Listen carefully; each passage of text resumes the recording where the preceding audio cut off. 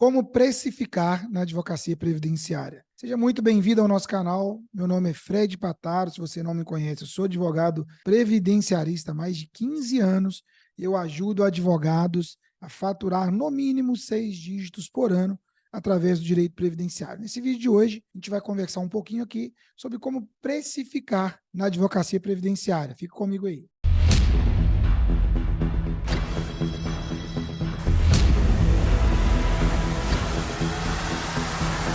Essa é uma dúvida muito comum, né? Então, a pessoa às vezes chegou agora, tem pouco tempo aí na advocacia previdenciária, e agora, como eu vou colocar meu preço? Primeira coisa, posicionamento, seu posicionamento, sua autoridade na internet, ela vai falar muito sobre o seu preço. Então, quanto mais autoridade você adquirir, e hoje dá para fazer isso em menos tempo do que se fazia antes, né? De forma estratégica. Quanto mais você se posicionar naquele nicho que você definiu, então, por exemplo, se você vai ser uma pessoa que vai trabalhar com LOAS, ó, tá aqui um vídeo depois para você ver, LOAS. Como que você vai precificar, então, isso aí? Primeira coisa, como que o mercado está precificando? Isso varia muito de local para local, tá bom? Por exemplo, no Nordeste, o preço é um pouco mais elevado, as pessoas, os advogados de lá cobram um pouco mais do que no sul do país. Quando você vai vindo mais para o sul, o preço vai ficando um pouco mais em conta. Não sei dizer ao certo o motivo desse fenômeno, mas é comum a gente ver alunos, por exemplo, cobrando muito mais no Nordeste. Então, eles conseguem vender esse benefício, né, esse serviço, por um valor melhor do que nós que estamos no Sul e no Sudeste, tá bom? É um fenômeno natural. Então, se você está no Nordeste, você consegue cobrar um pouco a mais do que se você mora no Sudeste. Já começa por aí. Fred, mas qual que é o básico? Como que a OAB vê isso? Vamos lá. Isso é uma discussão eterna, né? Como que eu posso cobrar, que eu não posso? A OAB fala em valor mínimo. E também você não pode cobrar honorários exorbitantes, né? Você não pode, no nosso linguajar aqui, meter a faca no cliente. Então tem que ser razoável, né, pessoal? Equilíbrio é tudo. Ao mesmo tempo, você trabalha, principalmente a gente no previdenciário, a maior parte das ações é através do êxito, né? Então, se a gente ganhar, se a pessoa ganhar o processo, todo mundo fica feliz. Agora, se perder, todo mundo fica triste também, porque o advogado não ganha para entrar, por exemplo, com LOAS, com uma aposentadoria rural.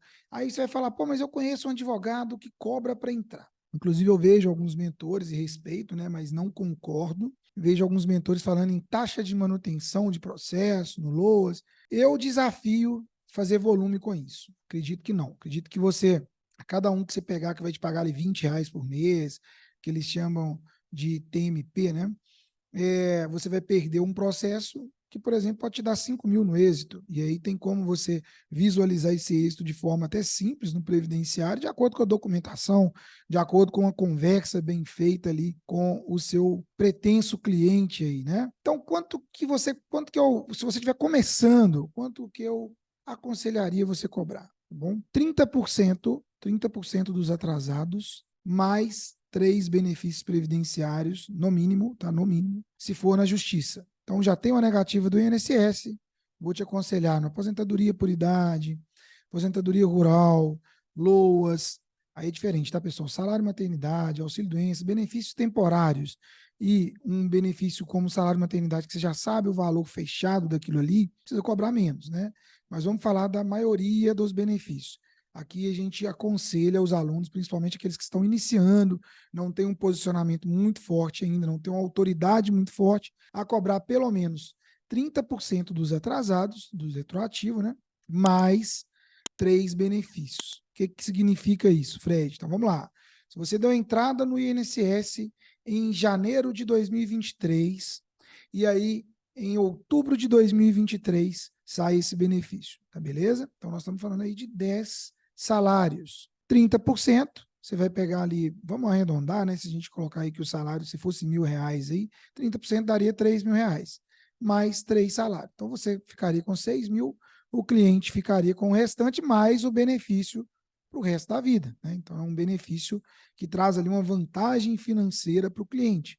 Então não há que se falar em muito ou pouco, isso é uma discussão que aí tem que pegar caso a caso, se é exorbitante ou não. Nesse caso, eu entendo que não é, tá bom? E aí, dependendo da sua autoridade, você vai cobrar um valor a mais, ou um valor a maior ou a menor. O que acontece, pessoal? Aqui a gente estabelece também um mínimo. Então, se você cobra 30% mais 3 benefícios, você pode estabelecer lá um valor mínimo. Por que um valor mínimo? Digamos que você entre, e pode acontecer, tá? Nós já tivemos concessões aqui automáticas. E aí, não vai gerar atrasado.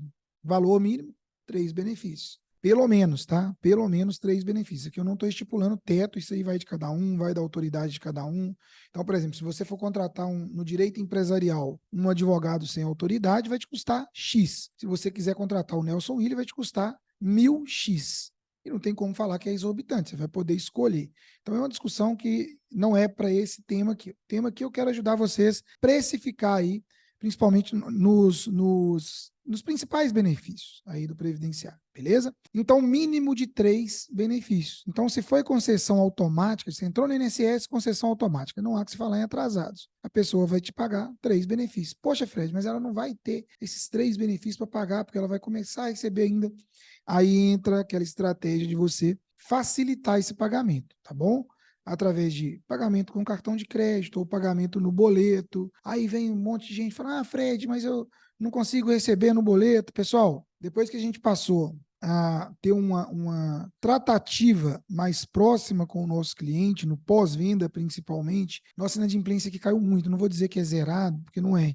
Existe. Mas a maioria das pessoas são honestas, tá? A gente tem que partir do pressuposto que a pessoa é honesta. E LOAS, aposentadoria por idade, outros tipos de benefícios previdenciários, a gente está falando de volume. Por isso que é bom você acrescentar nesse preço já essa taxa de inadimplência. Por isso que a gente cobra um valor maior ou menor de acordo com o volume que você pega. Por quê? Para você atender essa pessoa com qualidade, você precisa ter uma equipe, você precisa ter um setor de provas, você precisa de vários fatores. Quando você tem volume, muito volume, aí você vai ter condição para isso. Caso você esteja começando, você não tem que ter esse tanto de coisa que eu te falei aqui. Mas se você já está mais para frente, quer trabalhar com volume, se você está começando e deseja fazer volume no previdenciário, que é o que eu indico para todo mundo, aí você vai precisar de equipe, você vai precisar de uma pessoa para cobrar pendências. Então você fecha um contrato ali, a pessoa não manda um documento, não adianta, que você não vai conseguir entrar com a ação. Você vai precisar de outras estratégias para poder manter um relacionamento com aquele cliente e aí sim cobrar seus honorários e receber seus honorários, tá?